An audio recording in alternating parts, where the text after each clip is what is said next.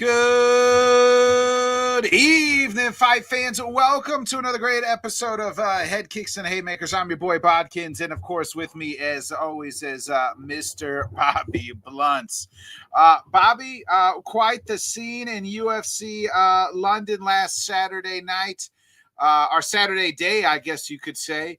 Movsar Evloev wins.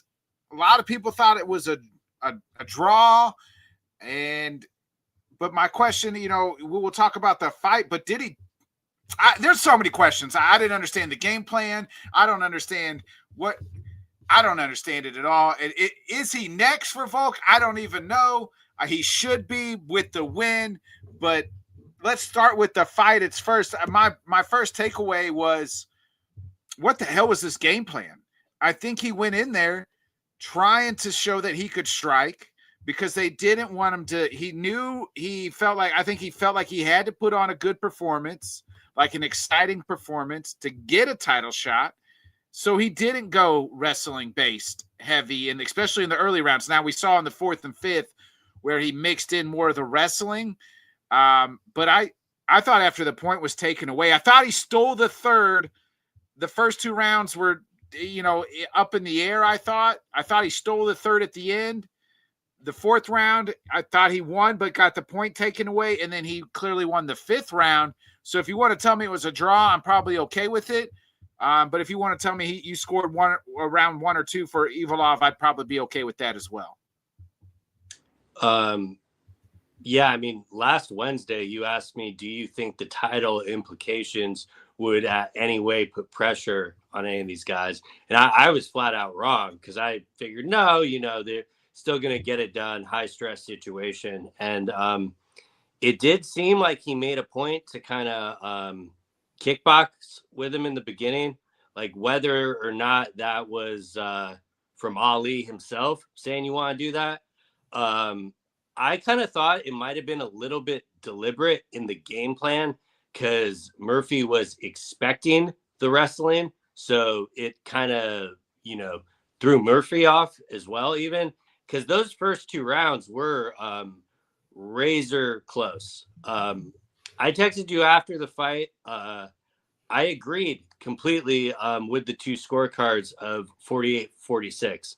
I completely understand because the first rounds 1 and 2 were so close, and someone scored it for Murphy for both those rounds.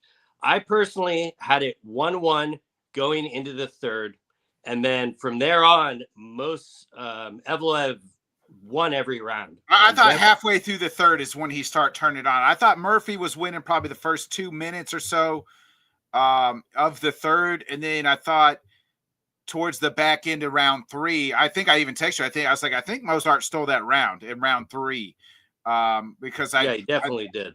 Yeah, I was like, because to me, LeBron was, I almost scored it LeBron live. I haven't rewatched it, but live I was like, I think I probably have it 2-0 LeBron. But I think the commentators were pushing that narrative as well, so I think that probably skews my bias at times, because they're piping in kind of a little bit what I'm seeing, and which skews maybe what I'm seeing, and skews it more for LeBron. But I thought halfway through the third, I thought Mozart really started turning it on.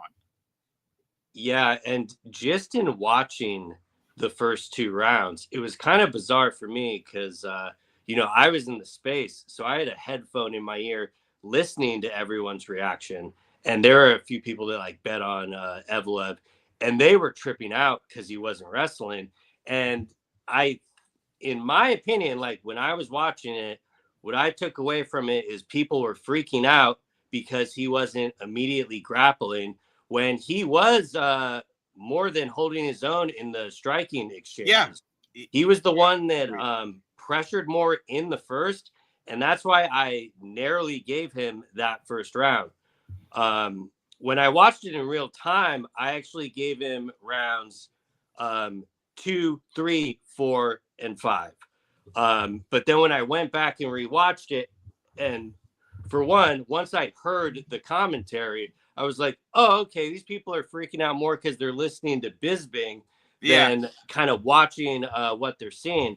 But it was razor close. So if anyone, had those rounds for Lerone, I can't really begrudge him for that. But for me personally, at best for Murphy, it could have only been a draw. I did not have a scenario where he took that third round Me neither. under Yeah. any rewatch. Yeah. But I agree there. And I thought I thought it was going to be a draw. And shit, for somebody who put a little money on Mozart by decision, I was happy with with the way it went. I did think that the point deduction cost him, and it was the rightful point deduction. I just I was a little weirded out too, though, by not the immediate takedowns, but to what you just said as well, is like he held his. It's not like Lerone was beating him up on the feet real bad. Like Mozart hung in there and showed that he could strike just as good, as Lerone could. yeah, and Murphy, like when he got taken down, this is prior to like when he really got compromised. It made it more difficult. But yeah, he hurt his hip, I believe, in the third or fourth. Yeah. Yeah, but he was doing incredible with being able to like break the grips once getting taken down to be able to get back up. I mean, definitely something I'm going to be looking for in the Volkanovski fight if we actually do get that. I think that Volk is also very good at doing that. So it didn't seem like Evloev was like really trying to like lay on top of him or anything, but it also did seem when he did get the point deducted, he pushed on the gas a little bit more to try to possibly get him out of there. But credit to Murphy, he's extremely tough. But at the end of the day, I thought the right guy won. But if Lerone got the victory, I do agree it was close enough. The part where people are trying to say it's the biggest robbery in the UFC, well, those must just be new fans that, I mean, for one, I haven't seen that. I would disagree. Like, I would disagree by miles. Yeah, like, I mean, you want to give me a robbery, like give me GSP beating Johnny Hendricks or something. Like that was nothing more than a close fight. And there were two 48-46 scorecards. Judges I absolutely trust, by the way, compared to others. But at the same time, I kind of get, I had it obviously 9-9 for the fourth because of the point take. But Evloev did undoubtedly win that round. Like that was probably one of his better rounds. Yeah. But, I'm sure we'll get into what's next. We already know what we want, but we'll just kind of have to see what we get. Yeah, you mentioned it, Bobby. You said the right man won. Will the right man face Volkanovski later this year in Mozart? Mozart, look, I've saw a picture of him. Got, obviously he's going to take some time. Going to need, he got beat up a little bit. Joe Rogan said put it on the White House card. I don't really think you need to put it on the White House card, but so I mean, that picture you saw of his nose busted, yeah, that was actually like 3 weeks out from the fight. He broke his nose. So he broke his nose and was going through Ramadan and still put on that performance like out of his own element. Couldn't get his visa right. Yeah, and then dealing with that stress as well. So I was, pretty blown away by the performance, even though it was razor close at times. But this is like what you get when the best fight the best. I mean, you're not just going to, steamroll for these guys.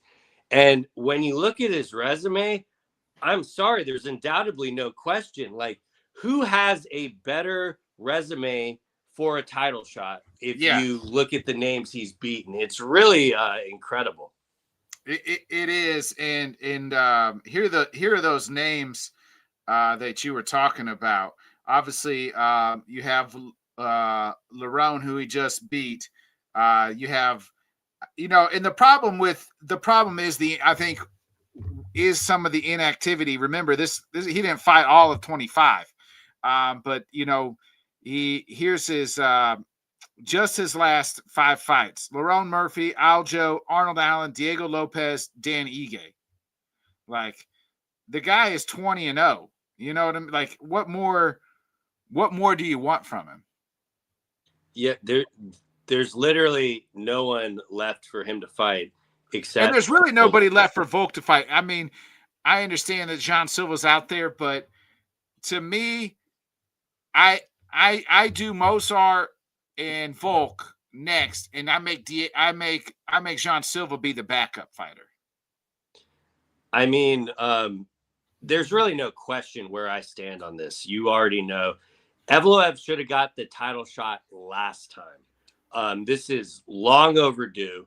Probably should have got it the first time in the interim. He should have got, or when they did Diego Volk 1. Oh, yeah. I mean, totally. But at the same time, the writing was kind of on the wall why they wanted to do that. Also, why they did the rematch. And I don't know, like, there's no doubt that I think he should be next. And just Volkanovski asking for it again, like 10 minutes after the fight was over, was talking about his performance, already upselling the fight, doing his part. And I mean, these guys are the last of a dying breed of that want to fight the best and test them with his skills. You know, I mean, one of them is on the main event on this weekend's card. You got Volk.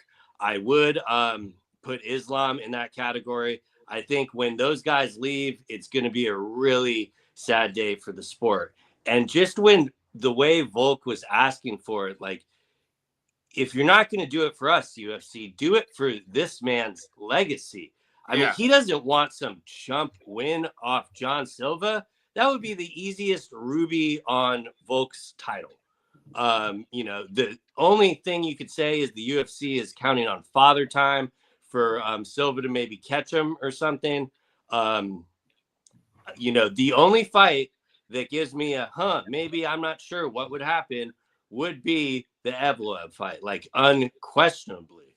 I would still favor Volk in that fight. As would I, but it still has a question of, I wonder how this really goes for 5 rounds.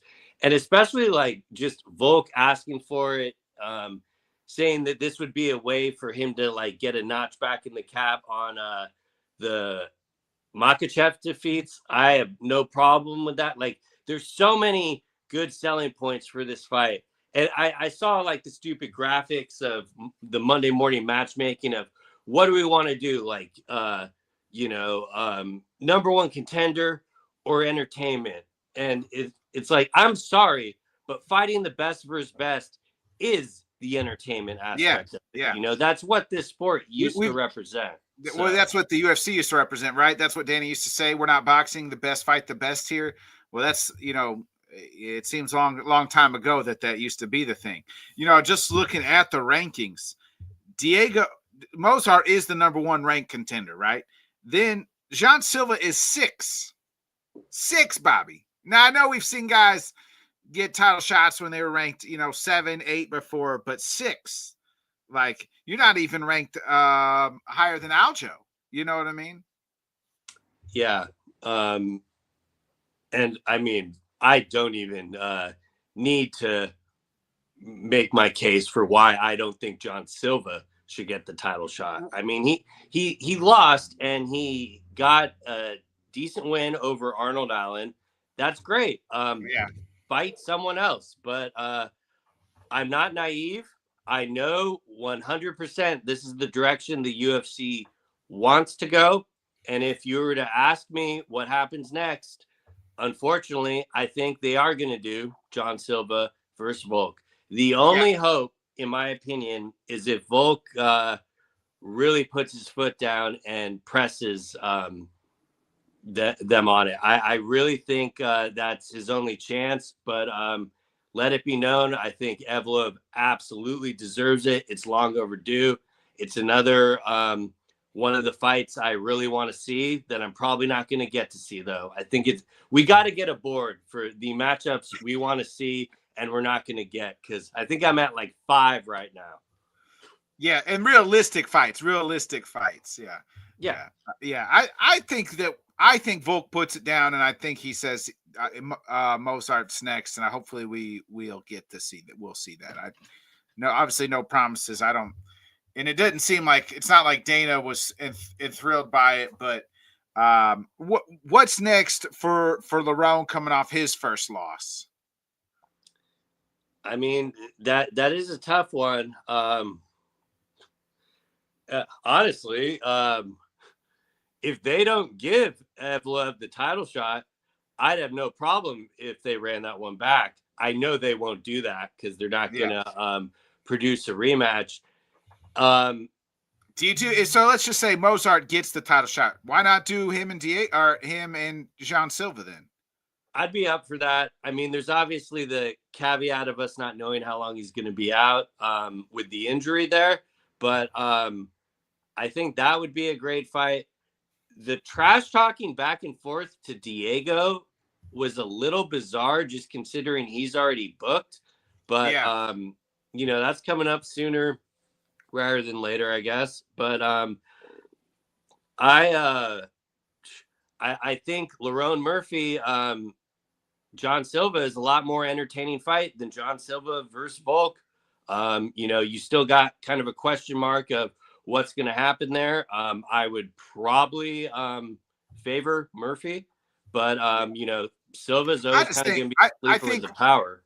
I think Mozart would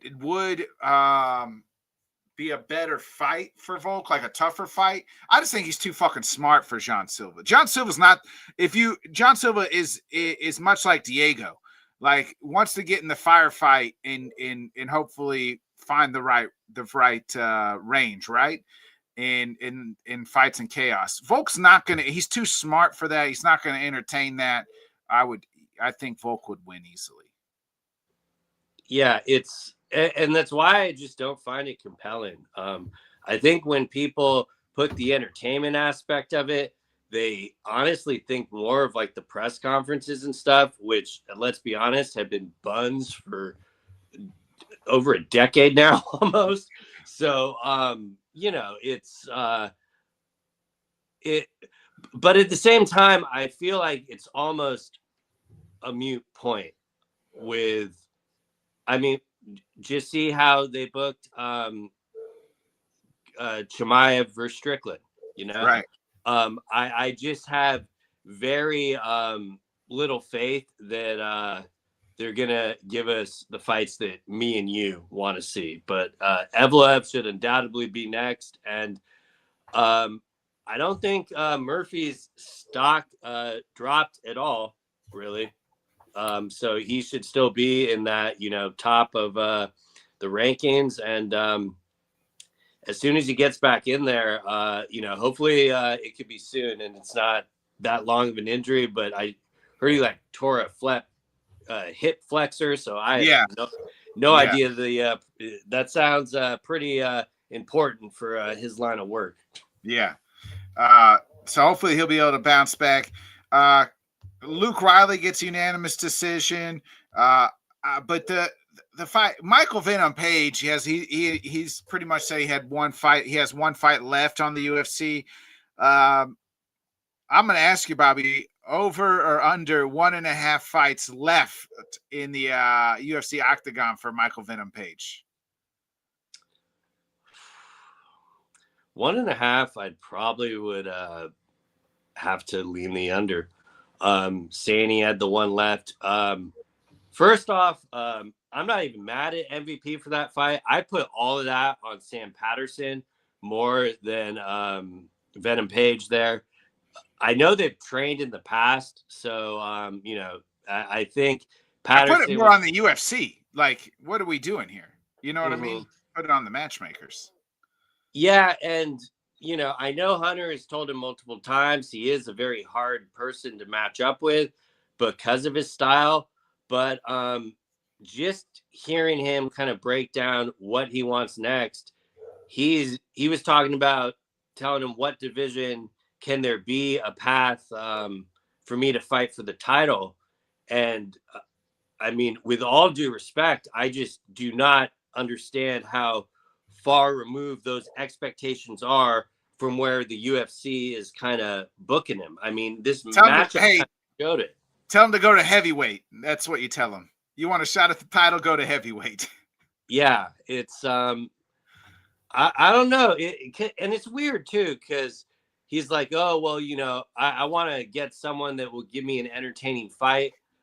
And essentially the way I translate that is he wants an opponent that has no defense and is just going to run forward. And, you know, people like know who this guy is. He's a, you know, counter striker who fights at range, like from his point karate days. So, right. I would be very, especially seeing how quickly the UFC has moved on from like patching mix and stuff. Like, honestly, it would not shock me if they don't even want that one fight out of him and they just thank him for his services. Granted, I'll follow him wherever he goes. There's plenty of more opportunities for him, but I don't know what matchup they're going to give him to kind of get the fight that he's looking for. I can't even think of a name, and we got 2 weight classes to technically pick from. Right.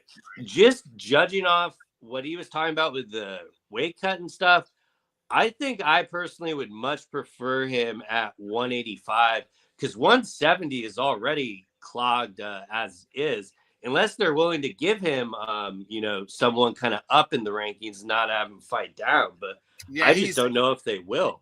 He's 12 right now at welterweight, so he actually moved up.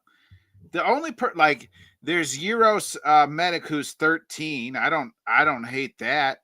And I know he just got matched up with JDM, but Carlos Prates, like that's a guy that's probably going to march forward and fit the style, that entertaining type style. Like, you know, maybe you do him and Leon, but I feel like that would not suit well. You know, Leon's kind of a counter striker as well.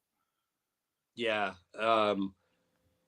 I don't know if they would even fight each other, but I don't know. But maybe you do. So the guy that had a win on Saturday, sorry, who is now number 12 in the rankings, CLD, Christian Leroy Duncan. Oh, that would be an awful fight. You don't like it. You know, maybe I'm not being fair to Leroy Duncan. It probably would be far more entertaining than what we got on Saturday. But yeah, I mean, I guess you could do that. To me, I just wonder if they're actually going to have him fight up in the rankings, or if they're just kind of going to use another young up-and-comer to try to get his ranking. Yeah. And if I were to guess, that would probably be more the direction they're going. Because, like, point blank period, if they do not extend his contract before this last fight, I'd be pretty shocked to see him get re-signed. Not me saying he doesn't deserve to be in there, but just with kind of how they booked him and used him, it's just kind of seemed like a misstep by the UFC. Yeah, I'm agreement there.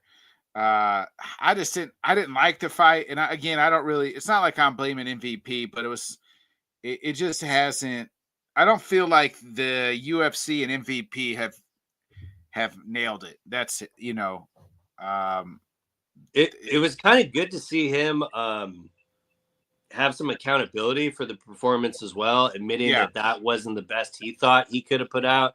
So that definitely gives me a little bit of hope. But yeah, I think they just need to match him up with someone that's going to be willing to bring the fight for him. I don't know if it was Patterson training with him or what, but he did not seem to want to engage at all. Yeah. Also on that card, Nathaniel Wood, which we said, you know, he was a dog, and we said we liked him, and he got the nice win. I mentioned Christian Leroy Duncan got the win. He's now 14-2. That was a weird fight too, because I kept thinking that he was knocking down Roman Dolidis, but Roman was just like falling down on purpose. Yeah, I thought the prelims were very good. Very good quality win from Nathaniel Wood. I mean, he dropped that first round, came back and won the other two, and I'm pretty high on Chieta. So that's a very good quality win for him. And probably my favorite fight on the prelims. But the main card did kind of drag a little bit, and I think it was mainly the CLD fight and stuff. But you know, at the same time, he got the win, and that's the name of the game.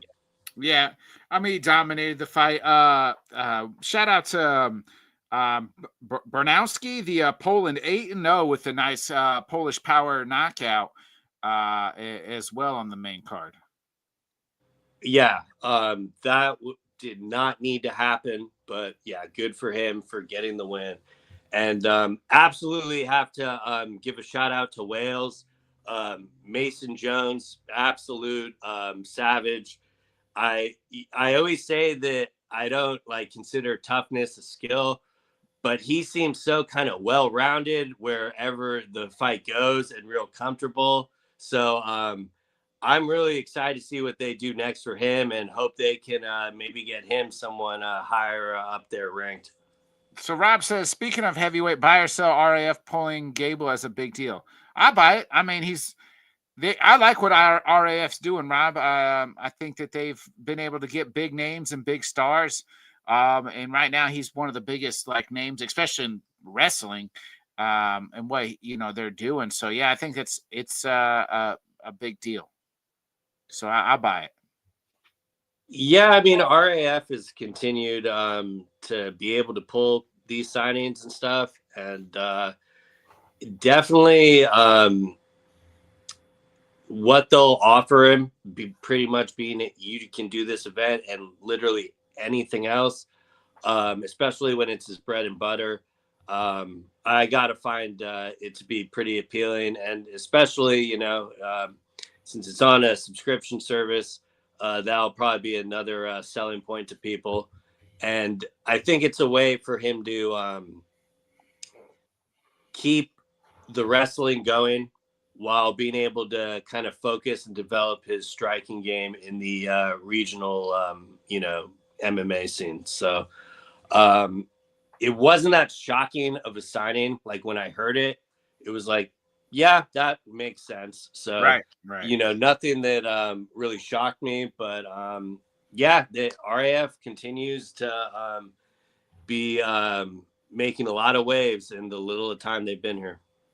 Bobby, before we get into this Saturday's card, I wanted to mention the Horiguchi and Manel Cape. Like this is a rematch of the Ryzen fight, and it's just like another great fight, and unfortunately. It's at the glorious Apex. Too numb to it, man. I did it.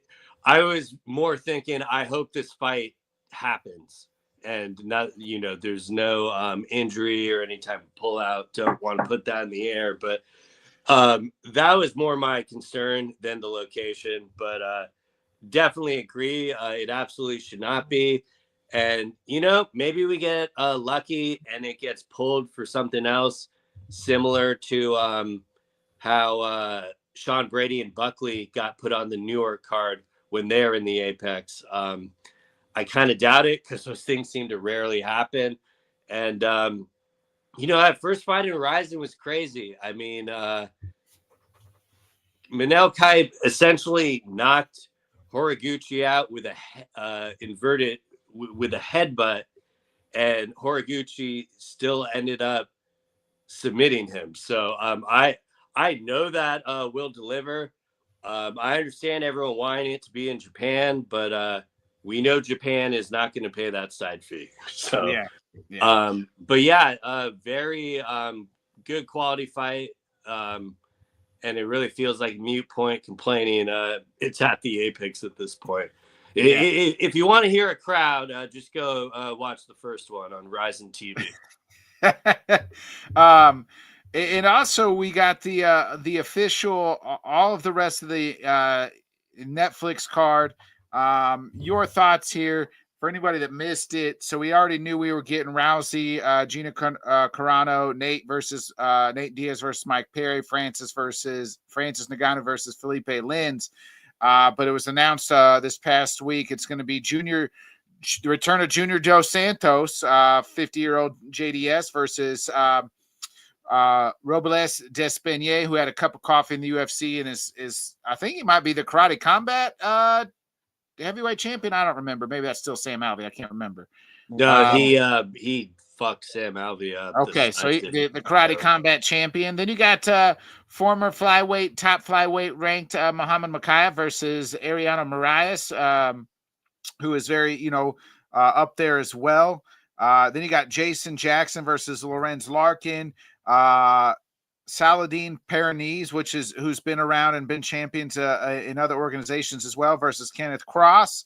And then you got another women's fight on the card. You have Poetan's sister on the card versus Jade Mason Wong.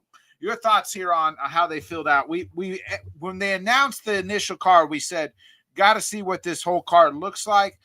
I think they kind of nailed it, Bobby. You got the super casuals with the names with Francis and Rousey and Carano. Then you kind of get the even better casual fight with Mike Perry and Nate Diaz, and then you get the hardcore fights with Muhammad Mokaev and such. Yeah, for the resources that they had available to them in this climate, especially with how everyone's like locked up in contracts and stuff, I think they basically filled this out about as good as they could. They put some very intriguing matchups that pique my interest a lot more at stuff on the main card. Mokaev versus Moraes, I think that's a great fight. I like the fact that Mokaev is getting a good opportunity, and I'm assuming more money than he ever made in the UFC or any other promotion. So that's good to see. Parnalis versus Cross, another very intriguing fight. KSW champion who's wanted to pretty much he's taken the Paul Hughes route that, he wants his respect and being compensated. So he's turned down multiple UFC offers. So I think they did a decent enough job at putting a little thing on there for everyone. And I know there's still going to be people that are negative about it. You want to do that, more power to you. I'm not going to tell you how to fan, but for what they had, I did not think they were going to be able to fill out the undercard this decently. Yeah, I thought it would be a bunch of washed guys now. The only one that's semi-washed, JDS is long in the tooth and probably should not be fighting. But remember the names that Rob was asking us when the first fight got announced, and we were pulling the olds. Yeah, stuff. Yeah, and it's oh God, this is it's not really like that at all. As far as the undercard goes. So yeah, I'd like the undercard. It's definitely I'm more interested now than I was. Now I'm obviously going to be interested in how it's going to be produced, and what that's going to look like. So kudos to Jake Paul and his team for what they've done here. Yeah, they have the budget for Netflix. I mean, essentially, I feel like Netflix is leasing them to put on the big event, Yeah. They're like, hey, here's the money you're working with. You can take off 15% on the top for yourself, and you can keep the live gate and all that, sell it. And especially for their first quote unquote MMA event, or whatever you want to refer to it as. It's obviously an MMA, but I think it's a lot more compelling than some of these boxing undercards that they put on their other cards. But at the same time, the undercards always do seem to be the more kind of intriguing fights that you're getting and stuff. And they kind of continued that trend with the Netflix card. So, you know, it's free on Netflix. I'm not going to lie, like a lot more intrigued to possibly go now from when they announced just Ronda and Carano. So Robbins asked a good question here. What if MVP bought BKFC, RAF, PFL, and put on quarterly boxing, MMA, bare knuckle, and wrestling bouts? Could they compete with the TKO for weekly eyeballs? So if they did each one of those weekly, I don't know, possibly. But if you're just telling me they're doing it once every quarter, I'd have a hard time. But I mean, anything's possible. I don't know. Compete? No, absolutely. Like, though I expected this event to probably outdraw the White House, that would not shock me at all with the platform it's on with Netflix. Yeah. I don't really consider this direct competition on them. I look at it more as a one-off, and the best thing that MVP has going for it is they are offering these guys these one-fight contracts. So that would be a possible way to make, you know, Rob's idea work. But the part you lose me is compete with the UFC. They're not going to do that. This is a one-off event, and I don't expect this to be a regular recurring thing. Like, even if it's a smashing success and Netflix wants more, I'd say we get 2 of these a year, maybe 3. You're not competing with something putting on 47 events a year. Right. And where it's guys who are legit the best of the best in the UFC. Everybody knows that.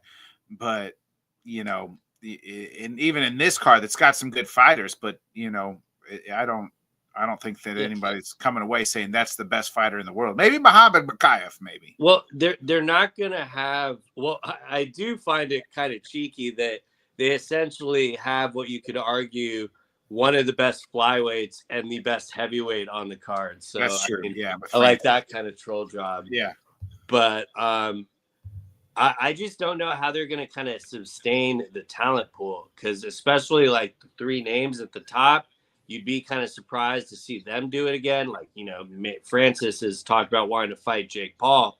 Yeah, but you know, how much of this does Netflix want will, you know, be the question. They've had success with the boxing events, so I'm not like trying to undersell it that it can't succeed.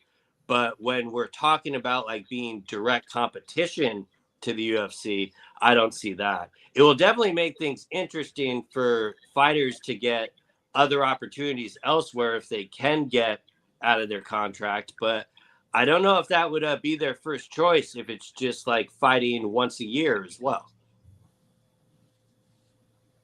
But every MVP beats the UFC. Bobby, let's move into the other competition of the UFC, and that's the PFL. They coming off a nice event last week. We forgot to talk about it, but you know, their middleweight champion Van Steens knocks out Fabian Edwards in the 3rd round. AJ McKee had a nice win as well. There was the first MMA event held in Spain. Then, you know, keeping with the middleweight division, this week you get their former champion Johnny Eblen taking on the former UFC, former BKFC, or former Dirty Boxing in Brian Battle. Obviously, we remember Brian Battle from his UFC days as well.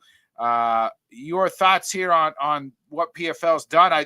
Their president John Martin was on the Early Hawani show this week and said, like, we're doing probably a whole brand change. They got away from the tournament, probably gonna get away from the PFL name and do a full rebrand and everything else. Yeah, the Madrid event was good. You know, the environment, I felt a little undersold on it just because I've seen some of their other shows, like in Paris and stuff. And but eventually it filled up and you know, got loud, and it was definitely electric environment. every time they go overseas, it definitely hits. I'm still don't understand what Fabian Edwards' game plan was with the wrestling, and especially those, now that you can legally do the 12-6 elbow, he just did not seem to be accounting for that, and he went out pretty quickly because of it. So for a moment, you were kind of wondering, okay, where's this fight going? What are we going to get? But I don't know. I just hated the game plan. Like he seemed to be having success, like when he was choosing to strike. But I don't know if the plan was maybe to try to wear on Van Steens or what. But I just was not a fan of the game plan at all. But credit to Van Steens for getting the victory, and it's kind of a perfect setup going into this Saturday. This Saturday seems like the number one contender. I mean, Bryan Battle is making his PFL debut, going up against a guy who, was just got caught in the 20 seconds away from winning. Yeah, just wild. Yeah, probably could be still the middleweight champion there, but here he is taking on Bryan Battle. It's an intriguing matchup. It's probably one of the better matchups of two names that the PFL could put on. Yeah, and especially what we've been asking for, just like trying to have your best guys fight your best guys. I think it's a home run opportunity for Battle, mainly because he's literally getting signed and already fighting the former champion. So that's a great opportunity for him. I'm pretty sure he's, going to be taking it seriously. I think he's kind of learned his lesson from the past, but you can never tell. It's weird. Right. It's the guy who missed 170 multiple times and missed his last fight at 185. Yeah, I'm excited for it. And I do think it's good that that this is happening. Like everyone is like going to try to give them shit for going head to head with the UFC this weekend. It's not all at the same time, is it? Yeah, I think it is, since it's in the States. Early. It says main card 9 Eastern. So actually it'll be the UFC should be, the main event at the UFC should be over before the main event. Because it's an hour early in the UFC. Yeah, and I saw a lot of people shitting on it, them going head to head with the UFC. I just don't think people understand that, like, all the PFL is doing is fulfilling a slot with ESPN and their broadcast partner. Yeah, like going to be on ESPN too. So and he alluded to in that interview, being John Martin, that they're already in negotiations with for their new TV deal. My money would kind of be on like Fox Nation, since like they already have RAF. I think that would be a sneaky one. But my main point in saying all this is I'd be very surprised if they were back with ESPN. Because like even on Saturday when I went to the card, I had to scroll through a bunch of other stuff before I could even find it. Like they don't have it really well known or anything. It almost, seems like they're just treating it like the UFC's redheaded stepchild, that they're just waiting for the thing to expire. So, maybe I'll eat crow and they'll get a new deal. But I don't think it's really the best thing for the PFL. I think they'd be better off going with someone new that would kind of promote them and, like, as Martin says, want them as a partner. Yeah, we'll see what happens there. It'll be interesting. Who do you favor in that fight? Eblin or the Butcher?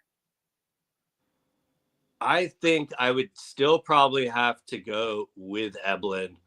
But at the same time, if I knew we were getting the butcher, like the guy that showed up and dropped that epic promo and that was laser focused, I'd be a little more intrigued to go the other way.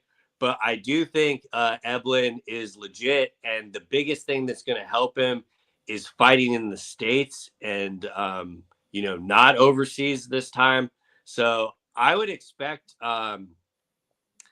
it to be a bounce back win for Eblin. But at the same time, I don't think I think, Battle is still going to handle his own and give him a pretty, he's definitely got the power. But no, if Johnny comes in completely prepared, I would probably pick him to win. Yeah, I'm right there with you. Give me Johnny Eblin as well. Bobby, let's move to UFC Seattle, headlined by other than Israel Adesanya versus Joe Pyfer. It's the return of the last style bender, coming off quite the losing streak. I believe he's lost 4 out of his last 5 fights. I mean, that's just the best way to say it. 3 in a row. And he's taken on a very hungry,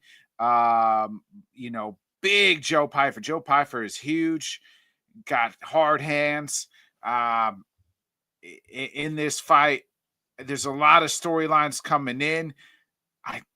I think, is this a must win for Israel? I don't really view it like that, but I do understand the point. But just especially because his resume, I think for him personally, it is a must win because he wants to get the win. But I don't think it's going to be a must win in the fact of if he loses, the UFC is going to be out of the Israel Adesanya business. I don't think they're going to be out of the business, but I think it's a must win. I think his title days are over with. I kind of said that, I think, against the last against Imanov fight. But his last win, Bobby, was 3 years ago, April 8th, 2023. And if you remember, that's when he knocked out Alex Pereira, and he hasn't won since. Yeah, it's wild to think about, especially when you looked at his past resume when he was just clearing out the division. But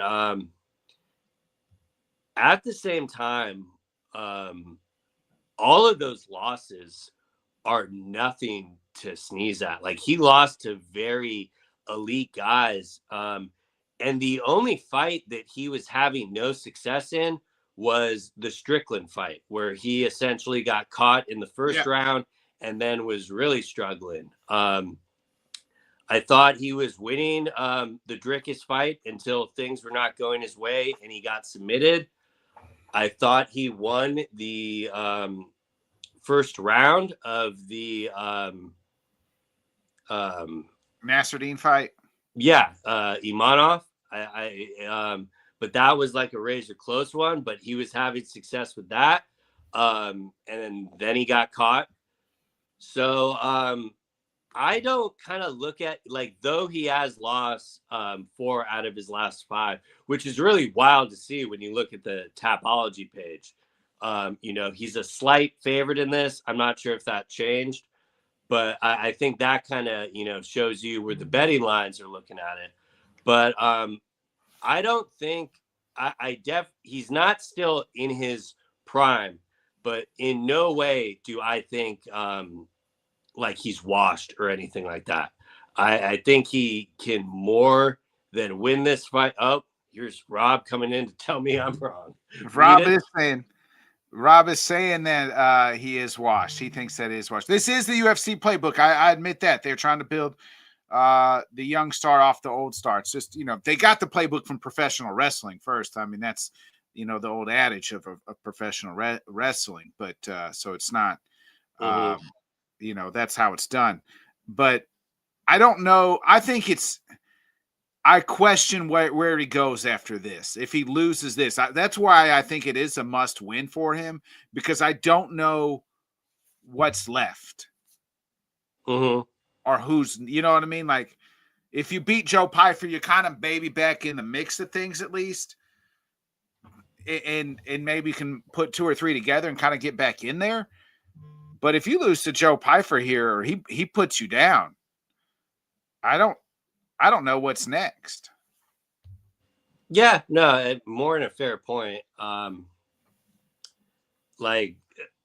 way I see this fight playing out is like from Izzy's side, he needs to pick him at keep it at kicking range, you know? Yeah. And he's really good at maintaining the distance and kind of, you know, fighting that game. And you do look at, you know, the Nasruddin fight is a great example of, well, yeah, Pyfer also has that power. So if he gets caught, and every time Izzy has lost, it's because like he makes a slight mistake, like in these last 4 fights. Do you think it could be? This fight could be very much like the Yoel Romero fight. I don't see it. Maybe because of how their styles would come off, but I mean, personally, for me, like I think Pyfer's best chance to win is to wrestle early. Yeah, You know, I think you should kind of throw the Evloev game plan out there and kind of go with maybe what he's not suspecting. Because I don't know, you look at like the Hermanson loss, and you know that is one that he kind of really struggled with the distance, and you know he had a great first round, but you know over time, you know he struggled, and Hermanson was able to pick him apart. And if Izzy is truly like able to play his game and maintain the distance, I could absolutely see that being the case where he'd end up winning the decision. But you are kind of always going to have the wild card of Pyfer's power to where it can end at any moment. But that's why I think if maybe Pyfer wrestles early and then he could kind of come at him with the striking, because if he doesn't have success with the striking early, you know, it just might be a really difficult night. But Pyfer definitely seems focused and wants to use the opportunity. Like he knows this is the biggest fight of his career. So another really good quality event at 185, even if, you know, Izzy's kind of getting a little up there in the tooth. But, you know, for me, I've never really been the biggest Izzy guy, but I'm just going to try to my best to appreciate the time he has left in there, because I really don't know how long that is. This very well could be the last one. I could easily see him, you know, doing another 3. It's tough to say. Yeah, it'll be interesting. I think the result might have something to this. So Rob wants to know, is he a top 2.5 middleweight of all time? I probably have a number 2. I think you have Anderson Silva, then behind that might be Izzy. Yeah, I mean, I have no. You'd probably have to go with the caveat of like in the UFC. Yeah. But if you, I'll definitely go middleweight champion easily. Yeah. Because you know, and more importantly, I mean, he spoke on this earlier, but not so much the longevity, but the activity of being a champion. Like that almost does not exist anymore. No, we had the nice run of him and Volk and really Kamaru Usman, even though Usman felt like he was fighting the same 3 guys, but at least like all 3 were active often. Mm-hmm. Yeah, and I don't know, that's just kind of why it makes sense why he's the main event. I mean, I think I saw something like he's headlined like 15 pay-per-views or something. Yeah. That's a big number. So Rob says he's equal to Frank Shamrock at 2 all time best. Yeah, and you know, to Rob's point, like the middleweight division does have a lot of lineage history to it. So I mean, I completely get that aspect as well. I think he's 2. You know, to me,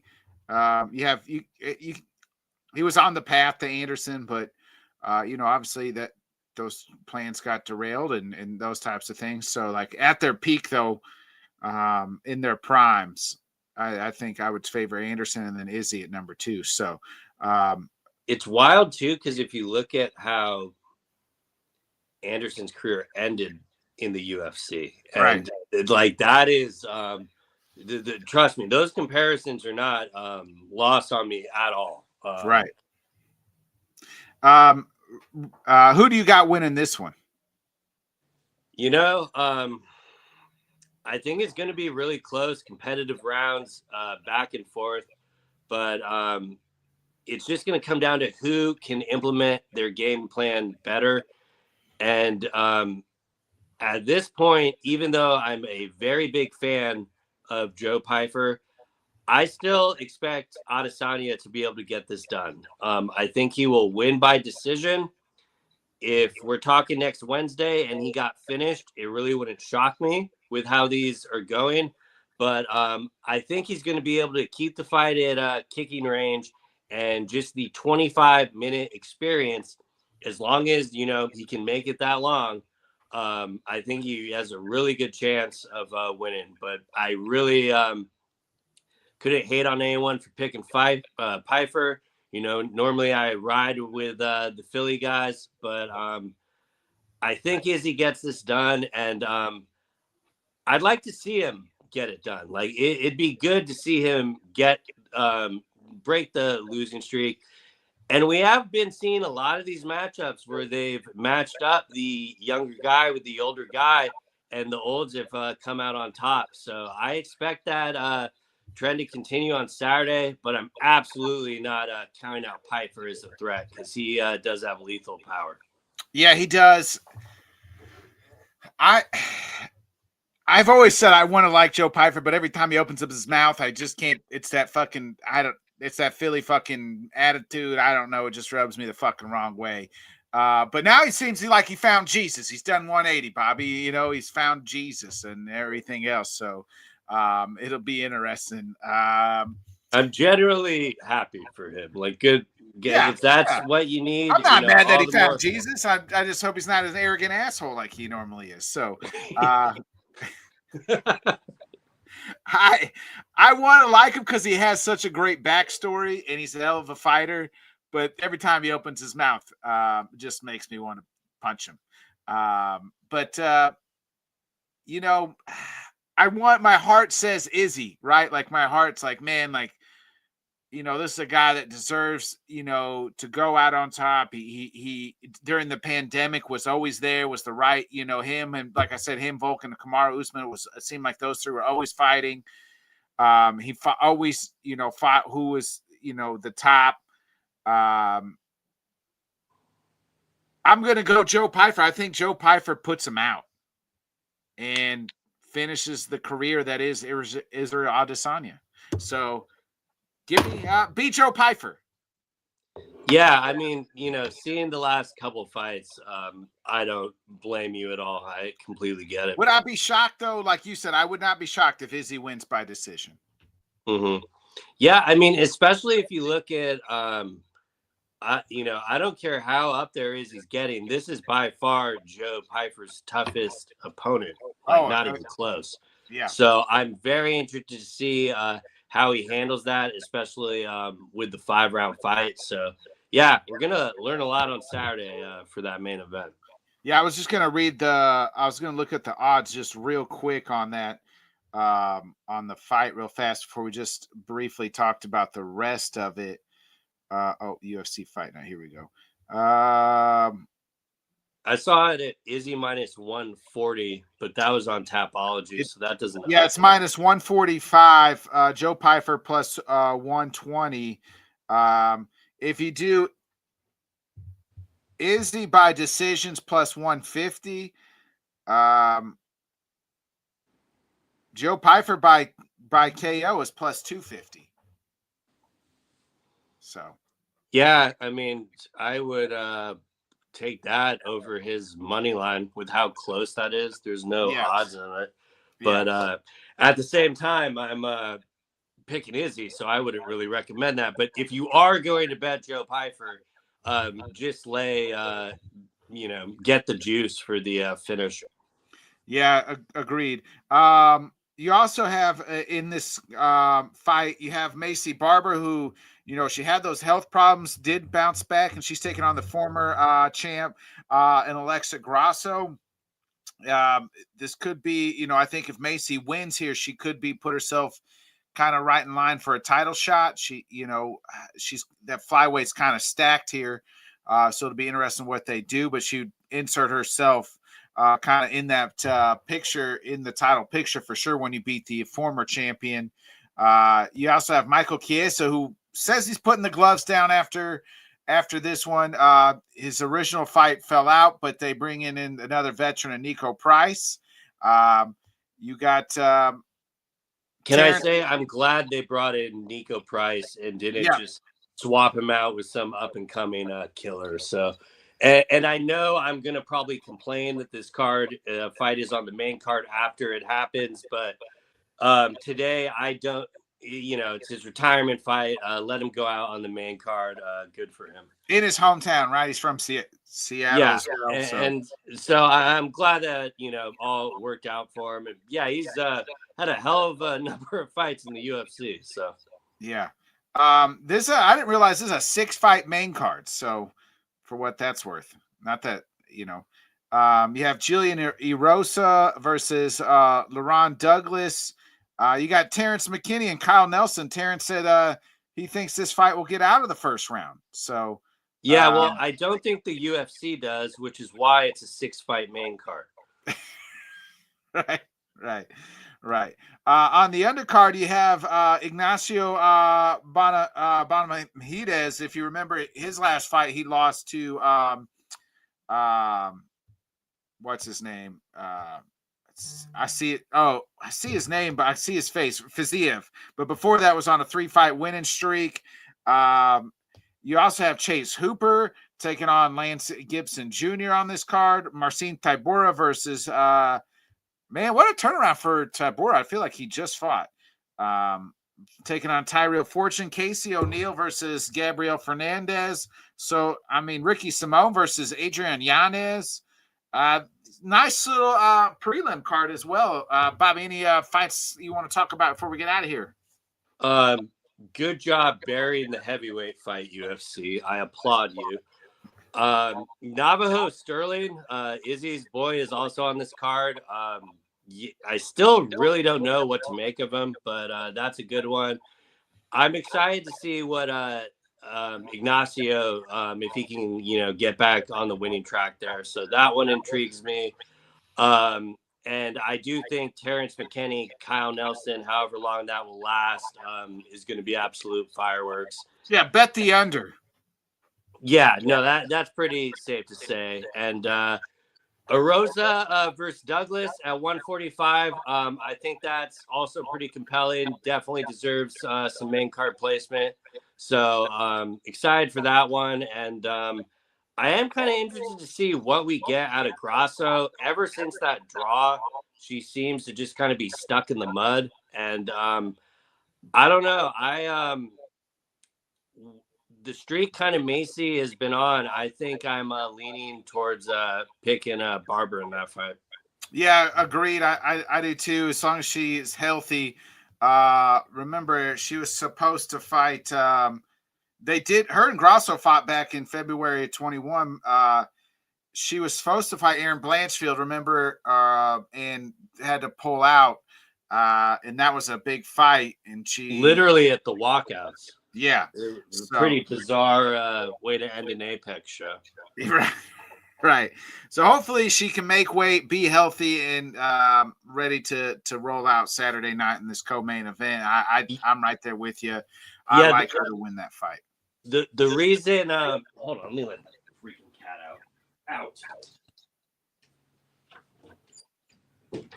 The reason I got faith that she gets it done is I was very impressed with her performance for Silva. So yeah, to me, the questions I already had about the health got answered with the last performance. And I got more questions of what Grasso's going to do. Like, is she just going to, lay there in the guard if she gets taken down? If she does, I think it's going to be a really long night.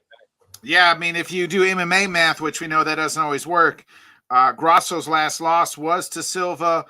Barber's last win was to Silva. So, maybe she'll get the rematch and win here. I'm in agreement here. So Macy's only got 2 losses. One of them is to Alexa Grasso. So, Bob, you got any last thoughts before we get out of here? I think we covered it all. We talked about the PFL. Good weekend of combat. We got that. There's some pretty decent boxing on as well. So, Sweet 16 and Elite 8, baby. Sweet 16 or Elite 8 on Saturday is going to be absolutely fire tomorrow because tomorrow's game's Sweet 16 is so. Not only you got the PFL going up against the UFC, they're also going up against that. Yeah. I'm not sure how accurate it was, but it sounds like the event was selling well in PA. And I do hope they kind of stick to doing more of these American shows. Like Martin talked about having Usman and Dakota fight in the States. I think that's a brilliant idea and a much smarter way to build your rebrand and stuff than, doing those shows in Abu Dhabi. Agreed.